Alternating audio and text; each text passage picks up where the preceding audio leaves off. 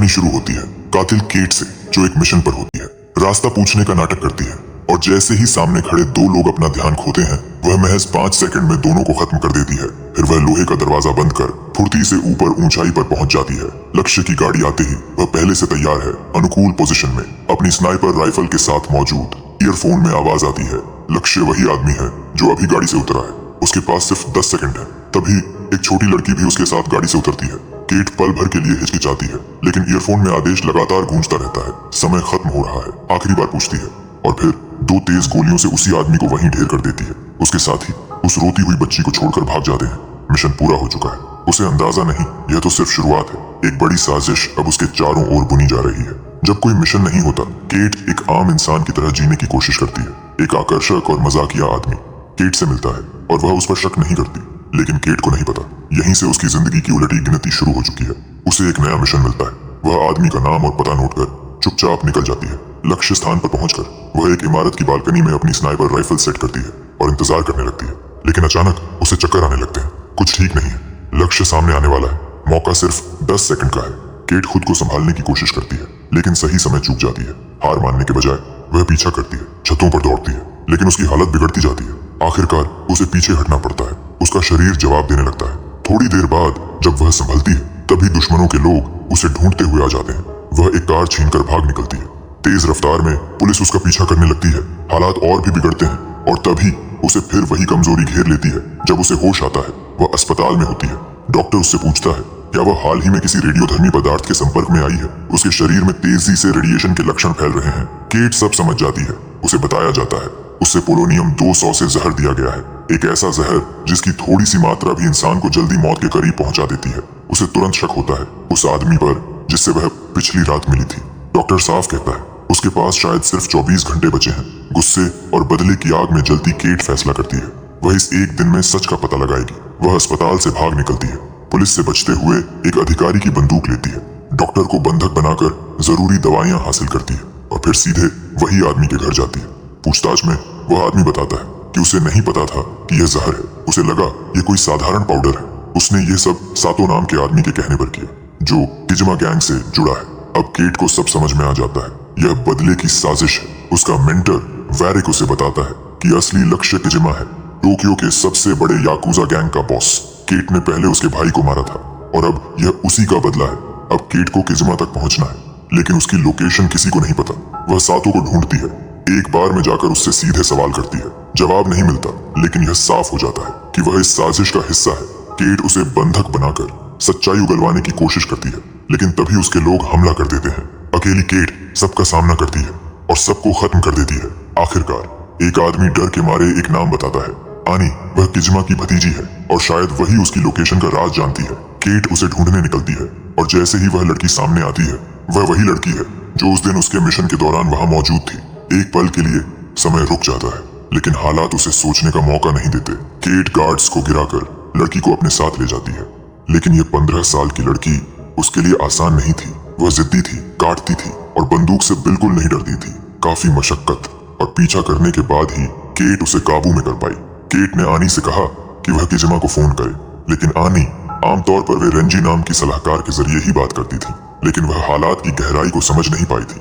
असल में आनी को रेंजी पहले से ही उसे रास्ते से हटाना चाहता था, बस सही मौके का इंतजार कर रहा था। उसने किजमा को इसकी खबर नहीं दी, बल्कि अपने आदमियों को चुपचाप भेज दिया। उधर केट ने आनी को छिपा दिया और खुद किजमा को ढूंढने निकल पड़ी, लेकिन तय जगह पर पहुंचते ही उसे एहसास हुआ कि वह जाल में फंस चुकी है।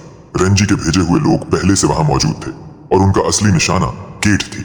दोनों तरफ से भिड़ंत हुई, गोलियों की आवाज गूंजी, लेकिन किजमा कहीं नजर नहीं आया। केट को पहली बार शक हुआ, शायद इस खेल में परिवार जैसी कोई चीज बची ही नहीं है। अपनी जान बचाने के लिए वह पास के एक रेस्टोरेंट में घुस गई। दुश्मनों ने उसे घेर लिया, लेकिन केट ने फुर्ती और सटीक निशाने से कई लोगों को खत्म कर दिया। फिर भी दुश्मन ज्यादा थे। एक छोटी सी गलती उसकी जान ले सकती थी। मौका देखकर वह वहां से निकल भागी। गोलियों और हमलों से बचती हुई किसी तरह खुद को जिंदा रख पाई। दूसरी तरफ आनी भी बंधन तोड़कर भाग निकली, लेकिन जल्द ही रेंजी के आदमियों के बीच फंस गई। पहले तो वह बेखौफ बनी रही, लेकिन जब उसे एहसास हुआ कि वे सच में उसे मारने आए हैं, तो उसका हौसला टूटने लगा। तभी दूर से पुलिस सायरन की आवाज आई और उसी अफरा तफरी में केट और आनी फिर से बच निकलने में कामयाब रहे। अब आनी केट के लिए जोखिम बन चुकी थी। उसे साथ रखना खतरे से खाली नहीं था। केट उसे छोड़ देना चाहती थी, लेकिन आनी के पास जाने के लिए कोई जगह नहीं थी। बाहर से मजबूत दिखने वाली यह लड़की अंदर से टूटी हुई थी, ठीक केट की तरह, जिसने बचपन में अपने माता पिता खो दिए थे। और सच तो यह था, आनी के पिता की मौत के पीछे भी केट ही थी। दोनों के बीच एक अजीब रिश्ता बन चुका था, दर्द और अपराध से जुड़ा हुआ। शायद इसी अपराध के कारण केट ने फैसला किया वह आनी को अकेला नहीं छोड़ेगी, उसकी रक्षा करेगी। अब अगला कदम साफ था, अगर किजिमा तक पहुंचना है तो रेंजी को ढूंढना होगा। एनी को उसके बॉयफ्रेंड का ठिकाना पता था। आनी ने गार्ड्स को धोखा दिया और केट चुपचाप उसके पीछे अंदर पहुंच गई। अंदर पहुंचते ही केट ने बिना वक्त गंवाए पूछा, रेंजी कहाँ है? लेकिन सामने वाला आदमी जितना कमजोर दिख रहा था उतना था नहीं। उसने फुर्ती से केट की बंदूक छीन ली और दोनों के बीच जबरदस्त लड़ाई शुरू हो गई। केट पहले से ही जहर के असर से कमजोर थी, इसलिए वह पीछे पड़ने लगी। अंत में आनी की मदद से ही वह आदमी मारा गया। फिर से सुराग खत्म हो चुके थे, लेकिन आनी ने हार नहीं मानी। उसने उस आदमी के फोन से कुछ जरूरी जानकारी निकाली। नेटवर्क ट्रैकिंग के जरिए रेंजी की लोकेशन और उसके मूवमेंट का अंदाजा मिल गया। एक सुनसान सड़क पर आनी ने एक कार रुकवाई जिसमें रेंजी और उसके आदमी मौजूद थे। रेंजी भागने की कोशिश करता है लेकिन पकड़ा जाता है। पूछताछ में वह किजिमा की सटीक लोकेशन नहीं बता पाता, लेकिन एक इशारा जरूर देता है। वह अपने परिवार के पास लौटना चाहता है। एनी तुरंत समझ जाती है वह जगह कौन सी है। रेंजी को खत्म करने के बाद दोनों उसी दिशा में निकल पड़ते हैं। रास्ते में केट अपने मेंटर वैरिक को फोन करती है। शायद आखिरी बार वह जानती है कि उसका अंत करीब है। उसने ठान लिया है कि जिमा को खत्म करने के बाद वह खुद भी इस दर्द से मुक्ति पा लेगी। जल्द ही वे एक पुराने घर पहुंचते हैं। आनी का बचपन, उसका घर। केट उसे बाहर रुकने को कहती है क्योंकि आगे जो होने वाला है वह नहीं देखना चाहती, लेकिन अंदर जो सच्चाई सामने आती है वह केट को झकझोर देती है। किजिमा उसे देखकर बिल्कुल भी हैरान नहीं होता, जैसे वह इस पल का इंतजार कर रहा हो। वह बताता है कि उसने अपने भाई की हत्या नहीं करवाई थी। असली खेल तो किसी और ने खेला था, सत्ता हथियाने के लिए, और वह कोई और नहीं, रेंजी। उसी ने केट को जहर दिया ताकि वह किजिमा और उसके भाई दोनों को खत्म कर दे और फिर खुद केट को भी मारकर सारे सबूत मिटा दे। लेकिन सबसे बड़ा झटका अभी बाकी था। वैरिक, जिसे केट अपना पिता मानती थी, वह भी इस साजिश में शामिल था। तभी वैरिक वहां पहुंच जाता है और आनी के सामने पूरी सच्चाई रिवील कर देता है। केट बाहर आती है और समझ जाती है कि अब कुछ छुपा नहीं है। आनी के लिए यह सच्चाई असहनीय थी। उसके पिता और चाचा दोनों की मौत के पीछे केट का हाथ था। केट सफाई देने की कोशिश नहीं करती, वह बस इतना कहती है वह अपने गुनाहों का प्रायश्चित करेगी, लेकिन वह नहीं चाहती कि आनी भी उसकी तरह बन जाए। आनी वरिक के साथ चली जाती है, ठीक वैसे ही जैसे कभी केट गई थी, लेकिन कहानी खत्म नहीं हुई। केट जिंदा थी। आनी की गोली उसे बस छूकर निकली थी। किजिमा बाहर आता है और उसे बचाने के लिए दवा देता है। दोनों के बीच एक समझौता होता है। अब उनका दुश्मन एक ही है, वारिक। दूसरी तरफ वैरिक आनी को लेकर रेंजी के ठिकाने पर पहुंचता है। उनका मकसद साफ है, किजिमा को खत्म करके पूरा गैंग अपने कब्जे में लेना। लेकिन उन्होंने एक बड़ी गलती कर दी। उन्होंने केट को कम समझा। गंभीर रूप से घायल होने के बावजूद केट किजिमा के साथ मिलकर पलटवार करती है अपने लोगों के साथ। वे दुश्मनों के ठिकाने पर धावा बोलते हैं, बिजली काट देते हैं और अलग अलग दिशाओं से हमला शुरू करते हैं। चारों तरफ गोलियों की आवाज गूंजती है। अब यह सिर्फ लड़ाई नहीं थी, यह बदले, विश्वासघात और अंत की शुरुआत थी। आखिरकार यह खूनी टकराव अपने चरम पर पहुंच गया। दोनों पक्षों को भारी नुकसान उठाना पड़ा। केट की गोलियां खत्म हो चुकी थीं और वह चारों तरफ से दुश्मनों से घिर गई थी।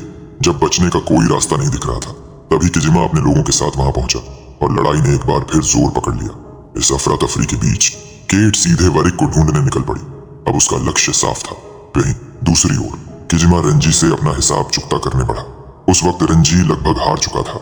उसके ज्यादातर आदमी मारे जा चुके थे और बचने की कोई उम्मीद नहीं थी। फिर भी किजिमा ने उसे एक आखिरी मौका दिया और किजिमा खुद रेंजी का सिर काटकर उसकी गद्दारी का अंत करता है। केट आखिरकार वरिक तक पहुंचती है, जो आनी को बंदूक की नोक पर पकड़े हुए होता है। दोनों के बीच तेजी से फायर होता है और वरिक घातक रूप से घायल हो जाता है। कुछ ही पलों में सब खत्म हो गया। वरिक को उसके गुनाहों की सजा मिल गई और केट, जो अब तक अपनी जिद और इच्छा शक्ति के सहारे जिंदा थी, आखिरकार टूट गई। वह लड़खड़ाई और आनी की बाहों में गिर पड़ी। उसकी सांसें धीमी पड़ रही थीं, लेकिन इस बार उसके दिल में कोई बोझ नहीं था, न पछतावा, न डर, सिर्फ एक सुकून। आनी की आंखों में आंसू थे, लेकिन अब वह अकेली नहीं थी। केट की याद उसके साथ थी और शायद यही केट की असली जीत थी।